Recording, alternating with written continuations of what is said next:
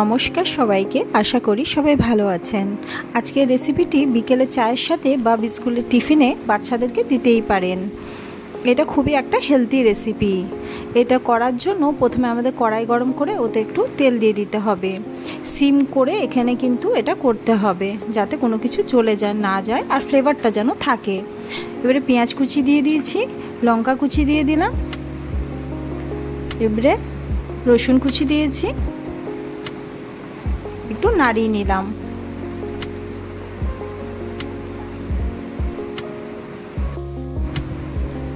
দিয়ে দিলাম corn, roasted বাদাম দিলাম, দিয়ে একটু নাড়িয়ে নিচ্ছি।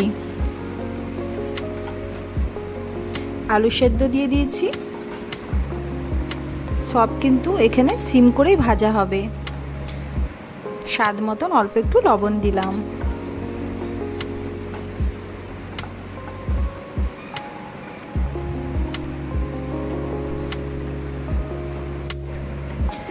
সব কিছু একটু ভাজা ভাজা করে নিলাম।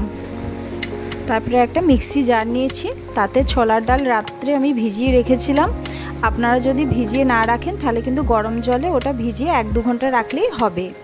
এখানে কিন্তু আমি জল দেবো না, এটা জল না দিয়ে পেস্টটা তৈরি হবে। লঙ্কা দিয়েছি আর একটু লবণ দিলাম। এবারে আমরা চপের আকারে এটা গড়ে নেব। হাতে একটু ব্যাটারটা ডালে নিয়ে নিলাম। তারপরে যে আলুর পুরটা করেছিলাম সেটা ভেতরে দিয়ে দিলাম। তারপরে আবার ডালের ব্যাটারটা ওপর থেকে দিয়ে দিচ্ছি, দিয়ে হাতে ওটা আস্তে আস্তে করে ওটা করে নিতে হবে। ডালটা মিক্সিতে পেস্ট করার সময় আমি কিন্তু কোনো জল দিইনি, আর ওতে আর কোনো কিছু কর্নফ্লাওয়ার বা আটা ময়দা কোনো কিছুই দেওয়া হয়নি। ওটা কিন্তু প্লেন নর্মাল ডাল। আবারও দেখিয়ে দিচ্ছি কিভাবে ওটা করতে হবে।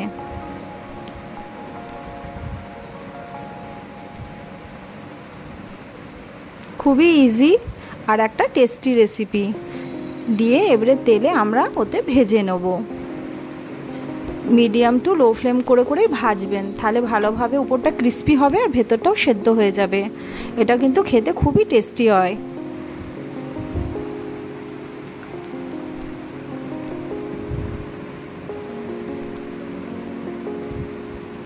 উল্টে পাল্টে ওটা ভালো করে লাল লাল হওয়া পর্যন্ত ভাজবো।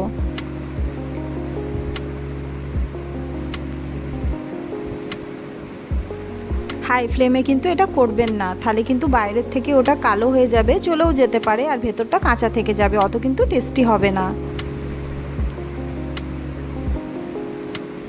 আমি এখানে ফ্লেমটা মিডিয়াম করেই করছি।